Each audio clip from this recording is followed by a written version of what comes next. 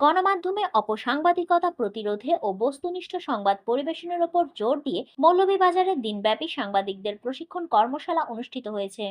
মৌলভীবাজার জেলা প্রতিনিধি মোহাম্মদ সাইফুল ইসলাম জানান, শনিবার সকালে বাংলাদেশ প্রেস কাউন্সিলের উদ্যোগে জেলা সার্কিট হাউস কনফারেন্স রুমে এই কর্মশালার উদ্বোধন করা হয়। অনুষ্ঠানে প্রধান অতিথি হিসেবে উপস্থিত ছিলেন বাংলাদেশ প্রেস কাউন্সিলের চেয়ারম্যান বিচারপতি A K M. Abdul Hakim.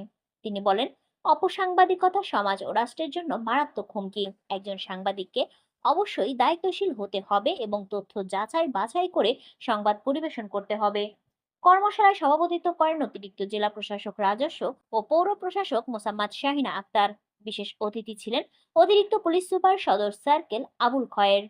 Resource person হিসেবে আলোচনায় অংশ নেন বাংলাদেশ প্রেস কাউন্সিলের সচিব মোহাম্মদ আব্দুস সবুর। তিনি বলেন, সাংবাদিকতা হচ্ছে জনগণের আস্থা অর্জনের মাধ্যম। তাই সংবাদ প্রকাশে সত্যতা, নিরপেক্ষতা এবং বস্তুনিষ্ঠতা বজায় রাখা প্রতিটি সংবাদকর্মীর নৈতিক দায়িত্ব। দিনব্যাপী আয়োজিত এই কর্মশালায় জেলার বিভিন্ন উপজেলা থেকে আগত প্রিন্ট ও ইলেকট্রনিক মিডিয়ার সাংবাদিকরা অংশ নেন। প্রশিক্ষণে অংশগ্রহণকারীরা অপসাংবাদিকতা প্রতিরোধে করণীয়, গণমাধ্যমে দায়িত্বশীলতা, সংবাদ যাচাইয়ের কৌশল এবং পাঠক দর্শকের আস্থা অর্জনের উপায় বিষয়ে বিস্তারিত প্রশিক্ষণ পান। প্রশিক্ষণ শেষে অংশগ্রহণকারীদের মাঝে বাংলাদেশ প্রেস কাউন্সিলের পক্ষ থেকে সার্টিফিকেট প্রদান করা হয়, যা তাদের পেশাগত যোগ্যতা ও দায়িত্বশীল সাংবাদিকতার প্রতি অঙ্গীকারের স্বীকৃতি হিসেবে দেওয়া হয়।